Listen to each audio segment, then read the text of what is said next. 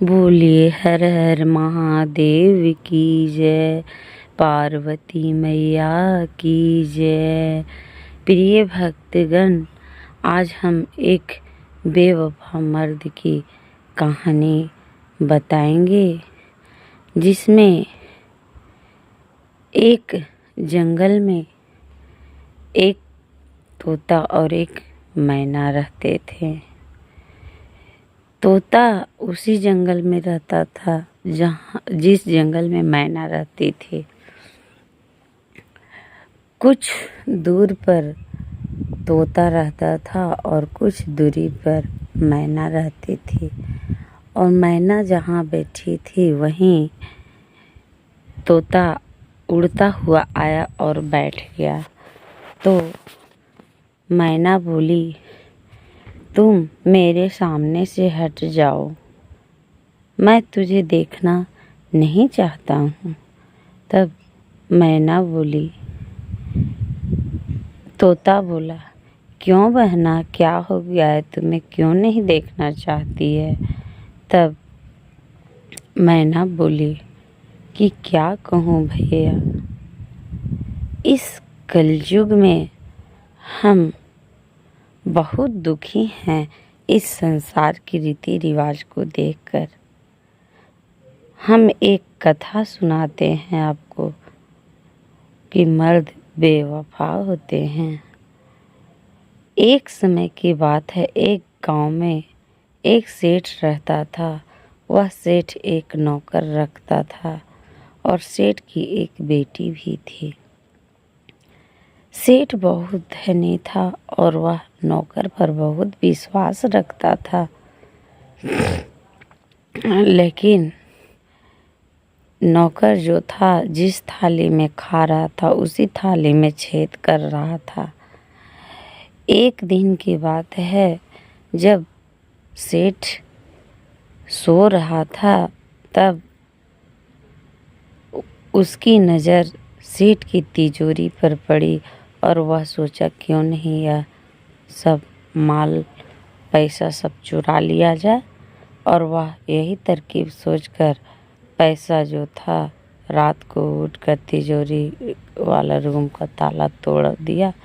और जैसे ही तोड़ा, उसी बगल में सेठ की बेटी सो रही थी। खड़क की आवाज़ सुनाई पड़ा और सेठ की बेटी जो थी वह जग गई और वह वहाँ कूदते कूदते आई देखने के लिए। तो देखकर वह नौकर को तंग रह गई और वह बोली कि मूर्ख, तुम यह क्या कर रहे हो? तुम जिस थाली में खा रहे हो उसी थाली में छेद कर रहे हो, मूर्ख। तो वह नौकर जो था वह बेरहमी था, उसे दया नाम की चीज़ नहीं थी। वह सेठ की बेटी को गला को दबोचना चाहा और सेठ की बेटी जैसे ही गला दबोचने के लिए चला, वैसे ही सेठ की बेटी जोर से चिल्लाई, बचाओ बचाओ बचाओ। तो यह आवाज़ सुनकर सेठ जो था वहाँ कूद कर पहुँचा और देखा कि उसका तिजोरी का ताला टूटा हुआ था। लेकिन सेठ की बेटी जो थी वह नौकर को बचा ली। बोली, पापा पापा देखिए ना, यहाँ पे 2 चोर आए थे से चोरी करने के लिए। अगर यह नौकर नहीं होता तो सब पैसा चोरी हो जाता आपका। बस क्या था, दोनों में दोस्ती उसी तरह हो गई। एक ही घर में रहते ही थे। और कुछ दिन के बाद में दोनों मन में विचार किया और सेठ की बेटी बोली पिता से, पिताजी हमें इस नौकर से विवाह करना है, हमें प्रेम हो गया है। तब सेठ वो बोले कि तुम पागल हो गई है, तुम्हें समझ में नहीं आता है, नौकर और सेठ की बराबरी एक साथ हो सकती है। और वह सेठ की बेटी जो थी वह पिता के बात में नहीं आई और वह ज़बरदस्ती नौकर से विवाह कर ली। विवाह करने के बाद में कुछ समय बाद बीता 2, 4, 6 महीना। उसके बाद में नौकर जो था वह घर जाने के लिए तैयार हुआ। और घर जैसे ही निकला तो वह पत्नी को भी साथ में लेते हुए निकला। और चलते चलते रास्ता में उसे एक पेड़ मिला और उस चलते चलते उन लोग जब थक गए तो उसी पेड़ के नीचे में बैठ गए। और बैठने के बाद में सेठ की बेटी को नींद आ गया और वह जो नौकर था बेदर्दी, वह भी झूठ मूठ का बहाना नींद मार रहा था। और जैसे ही सेठ की बेटी की नींद आई वैसे वह जो नौकर था एक तरकीब सोचा कि अगर हम इसे ले जाएंगे तो हमारे माता पिता क्या सोचेंगे, क्या कहेंगे, डांटेंगे, कहेंगे कि कमाने के लिए गया था, कि यही काम करने के लिए गया था तुम। तो बस क्या किया कि वो लड़की को बांध दिया।